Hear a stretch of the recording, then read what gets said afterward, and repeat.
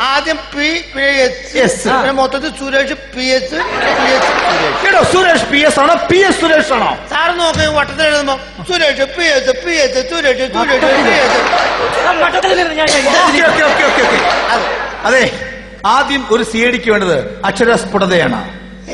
അക്ഷരസ്ഫുടതയാണ്. അക്ഷരപുഷള ഇച്ചിരി കുറവാണ്. അക്ഷരപുഷടയല്ല, അക്ഷരസ്ഫുടത. പറയാം. ആദ്യം ഒരു CIDക്ക് വേണ്ടതാണ്. എങ്കിൽ മാത്രമേ ഒരു CIDക്കുള്ള അറ്റാക്ക് ചെയ്യാൻ പറ്റുകയുള്ളൂ. മനസ്സിലായില്ലേ? അക്ഷരപുഷണില്ലാത്ത സാധനം പറഞ്ഞു. ഏടോ തനിക്ക് അക്ഷരസ്ഫുടതയുണ്ടെന്നുണ്ട് ആദ്യം ടെസ്റ്റ് ചെയ്യാൻ പോവുകയാണ്. മനസ്സിലേ? തന്നെ ഇപ്പൊ ഞങ്ങൾ CID ആയിട്ട് എടുത്തോ.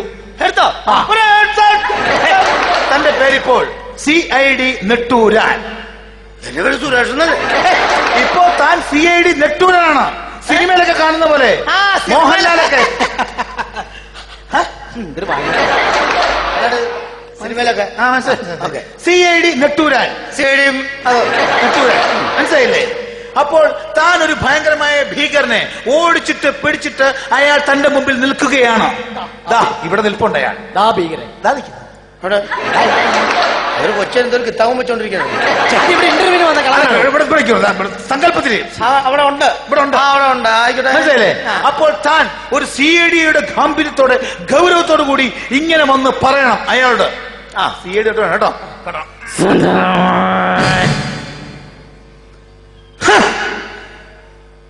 നെട്ടൂരാനോടാണ് നിന്റെ കളി.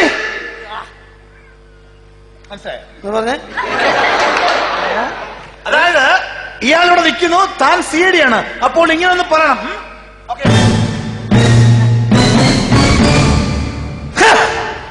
നെട്ടൂരാനോടാണ് നിന്റെ കളി.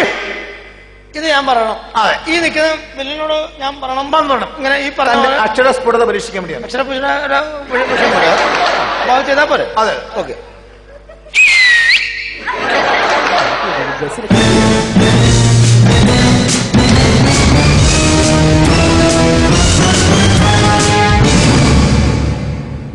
ഒന്നുകൂടെ പറഞ്ഞേ. ഒരു പ്രാവശ്യം. എടോ